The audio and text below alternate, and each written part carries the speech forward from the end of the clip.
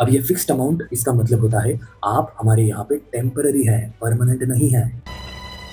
कुछ समझे दया? हाँ सर, इसका मतलब है इसका मतलब है तो हम आपको एडॉक बेसिस पे, एडॉक मतलब टेम्पररी टीचिंग पोस्ट होती है जिसमें आपको फिक्स्ड सैलरी देते हैं without any HRA, DA, TA. ये सारे गवर्नमेंट कॉलेजेस के लिए अप्लाई होता है, जिसमें उन्हें अच्छा खासा बेसिक सैलरी के साथ एक्स्ट्रा पैसे भी मिलते हैं, जिससे उनकी सैलरी बहुत अच्छी बनती है। लेकिन हमारे यहाँ पे वो सारी चीज़ें फॉलो नहीं करता है। गजब बेइज्जती है। तो ये सारी चीज़ें करने के बाद हम क्या करते हैं, चलो अभी तो हमारे पास दूसरा कोई जॉब नहीं है, फिलहाल जो जॉब मिल रहा है उसमें काम चला लेता है।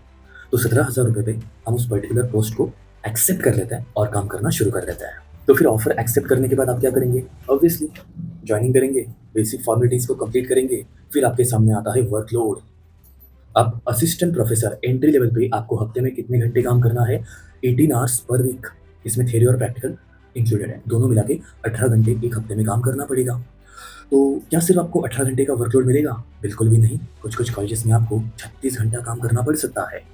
क्योंकि प्रॉब्लम क्या है, पीसीआई रूल्स के अकॉर्डिंगली बीफार्म की जो भी 4 साल का जो कोर्स स्ट्रक्चर है उसे अच्छे से कंडक्ट करने के लिए लगभग 20+ टीचर्स चाहिए। 21 से लेकर 23 की एक पर्टिकुलर रेंज है। लेकिन आज भी यहाँ पे कुछ कुछ कॉलेजेस में जो टीचर्स की रेंज है वो है 10, 12, 15। जितने टीचर्स पीसीआई रूल के अकॉर्डिंगली कॉलेजेस में चाहिए उतने टीचर्स कॉलेजेस में है ही नहीं। आपने देखा होगा पीसीआई का जब भी इंस्पेक्शन होता है कुछ टीचर बाहर से आता है जिनको हमने कभी देखा भी नहीं होता है।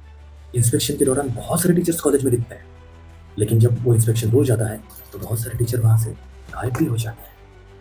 ये सच्चाई है और ये आपको कोई बता नहीं रहा है। अब ऐसे एनवायरनमेंट में जब आप काम करता है तो कुछ दिनों के बाद आदत हो ही जाती है।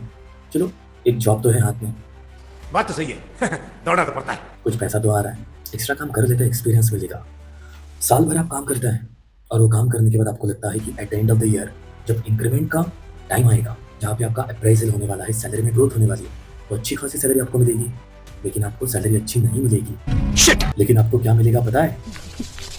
मैं कोई बोतल से निकला हुआ भूत हूँ कि एक के बाद एक काम देते जा रहे हो। कॉलेज बस फॉर्मेलिटीज के लिए आपसे अप्राइजल इंक्रीमेंट फॉर्म फिलअप करके ले लेता है और उसके बाद 4-5 महीने ऐसे ही चले जाते हैं।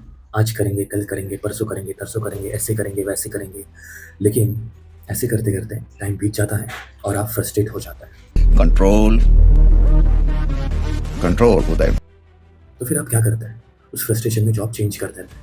एंड कॉलेज को यही चाहिए होता है कि आप छोड़कर चले जाए ताकि उन्हें एक नया मजदूर मिले जो कम पैसे में काम कर सके। आ लो, ले लो।